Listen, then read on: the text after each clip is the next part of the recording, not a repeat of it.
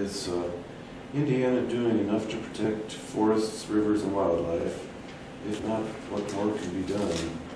And Senator Gard, please. And I'm afraid that 2 minutes isn't going to even make a dent in my answer. As you know, I chair the Energy and Environmental Affairs Committee and have been integrally involved with this for a number of years. Indiana is so much better off than we were 20 years ago, 10 years ago. We are making tremendous strides. We have some of the most stringent water quality standards in the state, or in the country. Actually, they were the most strict in about 1990 when we adopted them, but a couple of other states are maybe a little more strict, but we're the second or third out of the 50 states. We've made tremendous progress in dealing with emissions from coal-fired plants. We have cited and is beginning to under construction the cleanest coal-producing facility will be in the world. Duke Energy down at Edwardsport, going to be a really showcase for clean coal technology. I've received numerous awards from environmental health organizations, from conservation groups for the efforts that I've made. Indiana's a manufacturing state, and when you're a manufacturing state, you are going to have more emissions than a state that doesn't manufacture.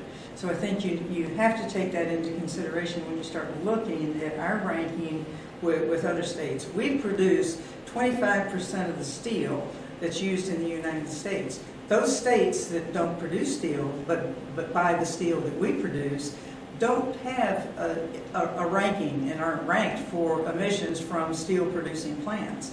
But our facilities are putting on state-of-the-art equipment, and we're improving day by day. The Forbes report was not based on empirical data. It was based on some more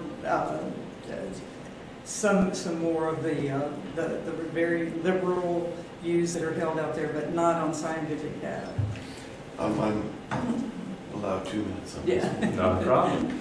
I do believe that we have made great strides, and I think a lot of credit does need to go to Senator Gard. She has been a leader in this, and I admire her for that, and I appreciate her for that. I still believe that we have a ways to go. I would consider the environmental issue as like an iceberg. 10% of it is fixed. We got 90% to go, and in my opinion, that we need to, while we do have some of the best and strictest laws, we don't enforce them well enough. I think we need to work harder on getting these enforced, getting the people to abide by the issues that are affecting the area. We also need to be working on alternative fuels for our needs, but we need to approach the ethanol issue very lightly and very carefully, because I don't want to see an overproduction of ethanol that can be, which quite honestly is inefficient production at this point. So yeah, I agree. I think Beverly has done a great job. We need the enforcement to go in now. We need the police to go in and say, okay, here's what you're doing wrong. So, thank you. Do you have anything to add? I would like to mention the ethanol facilities.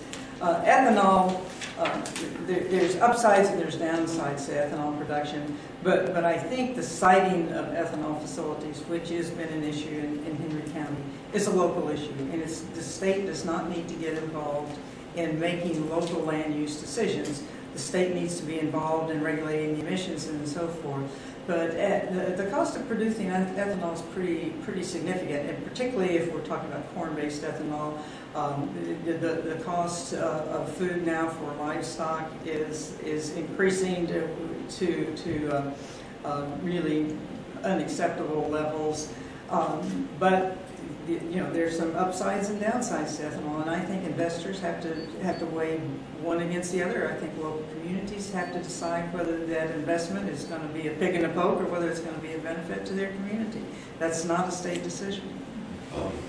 Do you have anything further about ethanol? I think we're both in the same agreement. I don't think state should be involved with the production of, but I think we need to find some sort of regulations to make sure that we don't overproduce, because all it's going to do is raise costs of food, deplete farms, possibility of other alternative foods. I mean, if everybody's going to shift over to corn, well, maybe we're not having as many green beans. And so I feel we need to be really careful as far as making sure we don't have overproduction.